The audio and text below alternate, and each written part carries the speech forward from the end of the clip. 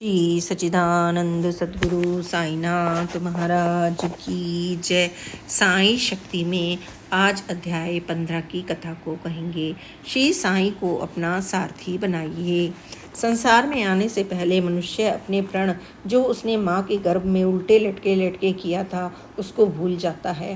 वह भूल जाता है कि उसने गर्भ की अंधेरी कोठरी से मुक्ति पाने के लिए प्रभु से बार बार प्रार्थना की थी। जैसे ही वह गर्भ से बाहर आता है उसके मन में संसार के प्रत्येक सुख पाने की चाहत जागृत हो जाती है और वह इस मृग तृष्णा के पीछे भागते भागते अपना मूल्यवान जीवन भी व्यर्थ ही खो देता है। वह अपने जीवन का असली ध्येय प्रभु की प्राप्ति को भूलकर क्षणभंगुर विषय वासनाओं में सुख का अनुभव करने लगता है। अपना बचपन खेलों में, जवानी मस्ती में और बुढ़ापा रोगों में बिताकर फिर जन्म मरण के कुचक्र में फंस जाता है। वह अपने जीवन काल में दुखदायी क्षणभंगुर सांसारिक सुखों की प्राप्ति के लिए हर प्रकार से घृणा करने योग्य कार्य करने लगता है। वह जाति पाति के बंधन में बंधा भूल जाता है कि छोटे से छोटे जीव में प्रभु का वास है। उसे झूठ, चोरी, भ्रष्टाचार, हत्या करके भी अपनी वासनाओं की पूर्ति करना सहज लगता है। इस प्रकार वह अपनी आत्मा के साथ साथ अपने परिवार, समाज व देश तक को अपने कुकर्मों से दूषित करता चला जाता है। अपनी आत्मा को वह एक ऐसे अंधकारमय पर्दे से ढक लेता है जो प्रभु कृपा के बिना हट ही नहीं सकता। वह अपनी इच्छाओं की पूर्ति के लिए मोह, माया, काम, क्रोध और अहंकार में इतना लिप्त हो जाता है कि जब तक पूर्ण रूप से बरामद नहीं हो जाता उसकी आंखें ही नहीं खुलती। ऐसे जीव संसार पर बोझ स्वरूप हो जाते हैं। ऐसे व्यक्ति जब प्रभु भक्तों को यातनाएं देने लगते हैं तब प्रभु को अपने भक्तों की रक्षा हेतु किसी भी युग में अवतार धारण करना पड़ता है। भगवान कृष्ण ने गीता में स्वयं ही कहा है, यदा यदा हि धर्मस्य ग्लानिर्भवति भारतः अभ्युत्थानम् अधर्मस्य तदात्मानं सृजाम्यहम् परित्राणाय साधूनां विनाशाय च दुष्कृतां धर्म संस्थापनार्थाय संभवामि युगे युगे। साईं बाबा भी तभी शिरडी में प्रकट हुए जब धर्म के नाम पर पाखंडियों ने मानव के हृदय में प्रेम के स्थान पर द्वेष के बीज बोने शुरू कर दिए। हिंदुओं, मुसलमानों, सिखों व ईसाइयों ने एक दूसरे को निम्न श्रेणी का समझकर समाज के टुकड़े टुकड़े करने शुरू कर दिए। प्रत्येक जीव जंतु को धर्म के नाम पर सताया जा रहा था, जीवों की बलि दी जा रही थी। हर तरफ अधर्म व अत्याचार परम सीमा तक पहुंच चुके थे। साईं बाबा ने प्रत्येक धर्म को सम्मान आदर देने का उपदेश किया, भाईचारा, प्रेम भाव व दया का पाठ पढ़ाया। जीर्ण शीर्ण मस्जिद को द्वारिका माई का नाम देकर सिद्ध कर दिया कि मानव भगवान को किसी भी स्थान में, किसी भी रूप में प्रेम भाव से प्राप्त कर सकता है। उन्होंने बताया कि चाहे हम राम कहें या रहीम कहें, कृष्ण कहें या करीम कहें, वह एक ही रूप के भिन्न भिन्न नाम हैं और कोई जगह ऐसी नहीं जहाँ किसी भी धर्म के द्वारा दिए गए नाम वाले प्रभु विद्यमान न हो। इसी कारण द्वारिका माई में जहाँ मुसलमानों को सुकून मिला वहाँ हिंदुओं ने जाकर परम शांति का अनुभव किया। इसी द्वारिका माई में समय समय पर जिस भक्त ने साईं को जिस रूप में भजा उसी रूप में उन्होंने दर्शन देकर उसके मन के अंधकार को दूर किया। भक्तों की इच्छा के अनुसार भक्तों के लिए बाबा ने राम, कृष्ण, विट्ठल, नानक या फिर शिव रूप में प्रकट होकर भक्तों को सर्वधर्म सम का उपदेश दिया। प्रेम भाव से जो मनुष्य जिस समय जिस रूप में उन्हें पुकारे तो प्रभु प्रकट होते हैं। यह साईं बाबा ने सिद्ध कर दिया। भगवान कृष्ण ने गीता में कहा है, मनुष्य जिस भाव से मुझे भजता है मैं उसी रूप में प्रकट होता हूँ।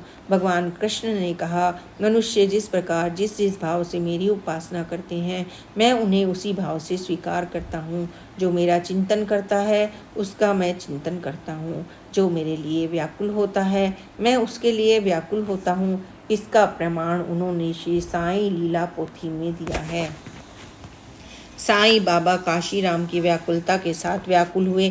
उन्होंने तात्या का बोझ स्वयं अपने कंधों पर इस प्रकार ले लिया जैसे श्री कृष्ण भगवान ने अर्जुन का बोझ स्वयं ले लिया था। भगवान श्री कृष्ण ने कहा है कि जो मेरे जीव जंतुओं व दीन दुखियों की देख रेख करता है वह मुझे अति प्रिय है। साईं बाबा ने अपने कर कमलों द्वारा उनकी शरण में आए हुए जीव जंतुओं, पशु पक्षियों, दीन दुखियों की सेवा कर मान व जाति के लिए एक जीता जागता उदाहरण छोड़ा है। उन्होंने भिक्षा में मिला अन्न भूखे पक्षी पक्षुओं को व कोड़ियों को गले लगा कर दिया। जरूरतमंदों को राहत देकर आज की स्वार्थी मानव जाति को शिक्षा देने का प्रयत्न किया। उन्होंने स्वयं जंगलों में जाकर छोटे छोटे पौधे इकट्ठे करके उन्हें रोपा तथा प्रतिदिन स्वयं पानी से सींचा। साईनाथ ने गीता ज्ञान को मानव रूप धारण कर स्वयं उदाहरण बनकर मनुष्य जाति को दिया।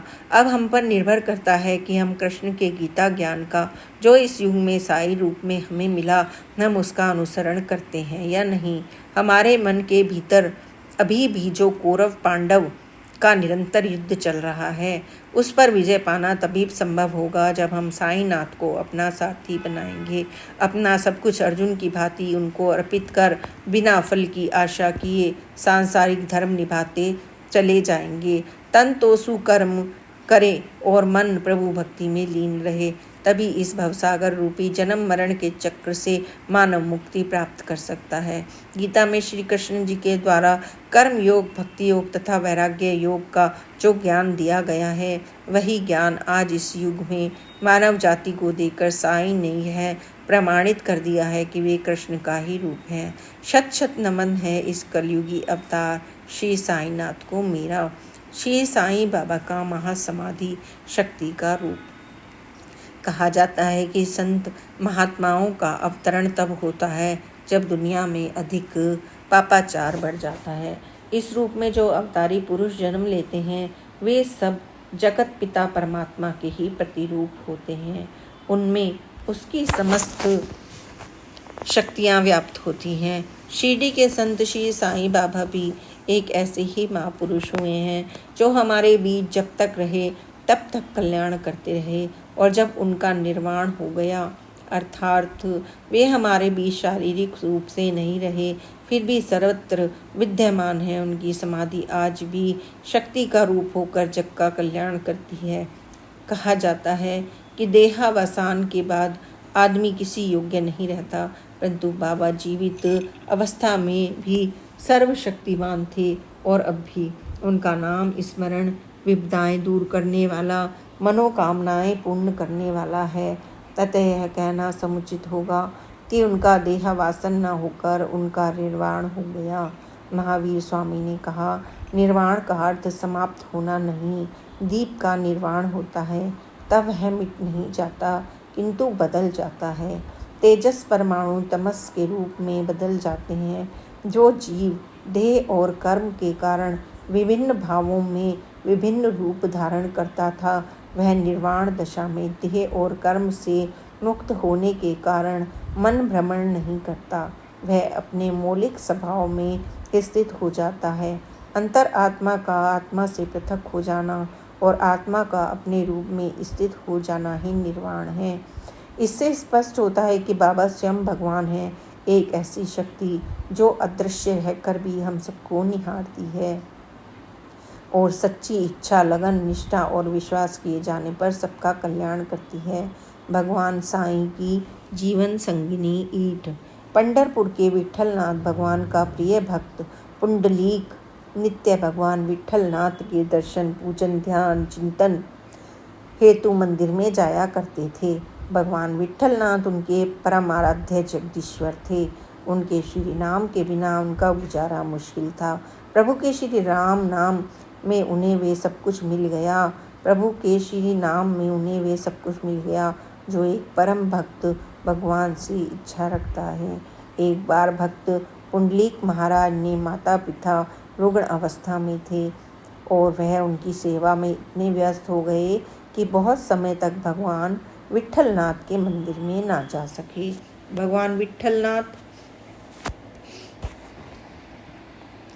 अपने भक्त को इतने समय तक अपने सम्मुख न पाकर व्याकुल हो गए और श्री भगवान पुंडलीक महाराज के घर पहुँचे।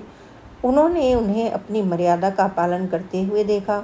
भगवान ने भक्त को 3 बार उनका नाम लेकर पुकारा, किंतु भक्त पुंडलीक तो अपने रुग्ण माता पिता की सेवा में व्यस्त थे। वह उन्हें छोड़कर बाहर न आ सके और अंदर से ही पूछा, आप अपना अभिप्राय प्रकट कीजिए, मैं बाहर न आ सकूँगा। तब प्रभु बोले, मैं स्वयं विट्ठलनाथ हूँ। इतने समय तक तुमसे न मिलने के कारण व्याकुलतावश स्वयं दर्शन देने आया हूँ। पुंडलीक महाराज ने कहा, प्रभु मेरे घर में मेरे लक्ष्मी नारायण दोनों ही रुग्ण हैं और उन्हें निद्रा नहीं आ रही है। जब तक उन्हें निद्रा नहीं आ जाती मैं आपके दर्शन हेतु बाहर नहीं आ सकूंगा। अतः हे विठलनाथ, आपको और मातेश्वरी को एक ईंट दे रहा हूँ। आसन ग्रहण करे। भगवान ईंट के ऊपर खड़े हो गए और पुंडलीक के बाहर आने की प्रतीक्षा करने लगे। भक्त नित्य ही कहता कि हे विठलनाथ, जिन माता पिता के द्वारा मुझे जन्म प्राप्त हुआ है, जिनके द्वारा आपको पहचाना, वे मेरे प्रथम लक्ष्मी नारायण एवं परम गुरु हैं। उनकी सेवा के पश्चात एवं स्वस्थ होने पर ही आपके दर्शन कर सकूंगा। तब भगवान ने उनके माता पिता को स्वस्थ कर दिया। इस प्रकार भगवान और भक्त का मिलन हो गया। ऐसा था भगवान और भक्त का प्रेम पूर्ण संबंध। कुछ अंतराल के बाद ही शिरडी में भगवान विठलनाथ ने साईं बाबा के रूप में अवतार लिया और अपने भक्तों पर प्रेम, दया, कृपा, श्रद्धा, सबूरी की वर्षा करने लगे। साईं बाबा इस ईंट को सदा अपनी संगिनी के रूप में अपने पास रखा करते थे।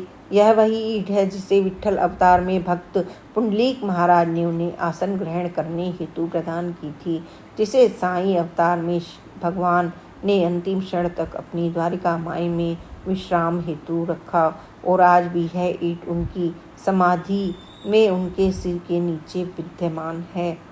एक मामूली सी ईंट का मोह ईश्वर अवतारी संत क्यों था? कारण यह कि वह प्रेम वस्तु थी। भगवान और भक्त के बीच भक्ति का आदान प्रदान था। ऐसे प्रिय रिश्ते सिर्फ भगवान और भक्त में ही हो सकते हैं, साधारण मानव में नहीं। साधारण मानव भी यदि ऐसे रिश्ते स्थापित करने का प्रयास करे तो उसे अपने सांसारिक बंधनों का मोह त्याग कर प्रभु चरणों में समर्पित होना पड़ेगा। तभी उसे परमानंद की प्राप्ति होगी और वह सच्चिदानंद का सानिध्य प्राप्त कर भवसागर से पार हो जाएगा। संतों के सत्य वचन आम बोलचाल की भाषा में अक्सर सुनने को मिलता है, सब ऊपर वाले की दुआ है, सब ऊपर वाले की मेहरबानी है। निराशा के क्षणों में सर्वाधिक संबल अगर कहीं से मिलता है तो ऊपर वाले के पास से। प्रश्न उठता है कि यह ऊपर वाला है कौन? कोई जानने को तैयार नहीं। सब कहते हैं, मन ने स्वीकार कर लिया कि होगा कोई। खोजने का वक्त कहाँ है? उसके अलग अलग नाम हैं। यह अलगाव ही झगड़े की जड़ है। जिन्होंने उसे जाना नहीं वे उसके नाम पर झगड़ रहे हैं। लड़ने झगड़ने से अगर ईश्वर मिलता तो अब तक सारे उसे प्राप्त कर लेते। झगड़ा तो अलग अलग नामों का है, अपने पराये का है। ये जिन्हें पूजते हैं या जिनकी इबादत करते हैं उन्होंने तो कहा है कि सबका मालिक एक है, फिर यह झगड़ा क्यों? महान संतों ने विश्व शांति व बंधुत्व का संदेश दिया। पैगंबर अमन का पैगाम लाए। श्री साईं बाबा कहते हैं, राम रहीम एक है। गुरु नानक जी कहते हैं, एक नूर ते सब जग उपजा। जिसने उस नूर को जाना, उसकी आभा को महसूस किया, उस परम सत्य को पहचाना, उन्होंने उसे एक ही माना। सब एक ही परम पिता परमात्मा की संतान हैं, लेकिन ये लड़ाकू उस परम पिता के नाम पर अपनी कड़वाहट प्रकट कर रहे हैं। यदि इन्हें उनसे प्रेम होता तो ये कभी ना झगड़ते। वह संपत्ति है जो उस परम पिता परमात्मा ने अपने अलग अलग पुत्रों को उस तक पहुँचने का मार्ग बताने के लिए सौंपी थी। परम पिता के वे पुत्र ऋषि मुनि, पैगंबर, नानक, ईसा, महावीर, बुद्ध आदि अपना अपना काम सही ढंग से कर गए। जनता को उस परमात्मा से मिलन का रास्ता दिखा गए। इन्होंने कभी संपत्ति का मोह नहीं किया, इसलिए जिस मार्ग से आए उसी मार्ग में पुनः परमात्मा में एकाकार हो गए। अफसोस की बात है कि उनके अनुयायी रास्ते का मोह कर उसे पकड़ कर बैठे हैं। वे शांति और बंधु भाव का पाठ पढ़ा गए। उन्होंने कहा कि याद रखो, एक खुदा के सब बंदे हैं, भूलो उनको हम अंधे हैं। जाति पाति के झगड़े उलझे, मजहब के सब झूठे। मनुज पुत्र मानव ही होगा, नहीं वह हिंदू मुस्लिम होगा। मालिक ने जग रचा एक है, हमने भी बांटा अनेक है। मजहब सिखलाते हैं सभी, आत्मा सबकी है एक। नफरत करना पाप है, सबका मालिक एक। इस संदर्भ में एक अद्भुत किंतु सत्य भविष्यवाणी जो नागफरी के महान संत श्री गोमा जी महाराज के वचन हैं। समाधि के पूर्व अपने भक्तों को श्री गोमा जी महाराज ने ये वचन कहे कि तुम्हारा हमारा साथ आज तक का नहीं, किंतु कल से यह साथ आज तक का था, किंतु कल से यह साथ छूट जाएगा। आगे का समय बड़ा ही कठिन है। संकट समय आने से दुनिया की अवस्था जर्जर होने वाली है। नकली साधु संत होंगे तो फिर भक्ति का अंत होगा। हर जाति के व्यक्ति परस्पर बुराई करेंगे। आज जितनी जातियां हैं आगे चलकर उतने ही समुदाय बनेंगे जो एक दूसरे का नाश करने के लिए तत्पर होंगे। विभिन्न जातियों के स्वार्थी व्यक्ति नेता बनेंगे जो हिंदू संस्कृति और सर्वमान्य हिंदू तत्वों की व्याख्या बदलकर स्वयं को बुद्धिमान साबित करेंगे। इसलिए जातियों में वैमनस्य लाने वाले नेता को सच्चा नेता माना जाएगा, क्योंकि वही सबको खाक में मिलाने वाला साबित होगा। मंदिरों को पवित्र रख चारों वर्णों की एकता के लिए प्रयत्न करोगे तो विश्व में तुम्हारी जय जयकार होगी। अगर मेरा यह शरीर नष्ट हो गया तो भी मैं तुमसे दूर नहीं गया हूँ। संकट के समय मुझे याद करोगे तो मैं तुम्हें जरूर मिलूँगा। मेरे ये वचन कभी असत्य नहीं होंगे। श्री साईं बाबा जी ने समाधि से पूर्व यही कहा था। वह सब धर्मों का आदर करते थे। सभी जातियों के लोग बाबा के भक्त थे। किसी से भेदभाव का व्यवहार नहीं था। जिसको भी मिला प्रेम पूर्ण आशीर्वाद ही मिला। यह समय संतों के बताए मार्ग पर चलकर परमात्मा को पाने का है। मार्ग की मुसीबतों से बचाने का वादा स्वयं संत श्रेष्ठ कर गए हैं, तो फिर देर किस बात की। सब उस एक नूर से उपजे हैं, आओ सब उस एक नूर को ही पालें। श्री सच्चिदानंद सतगुरु साईनाथ महाराज की जय। Please like, subscribe and share this channel. Om Sai Ram, जय साई राम, ओम साई राम।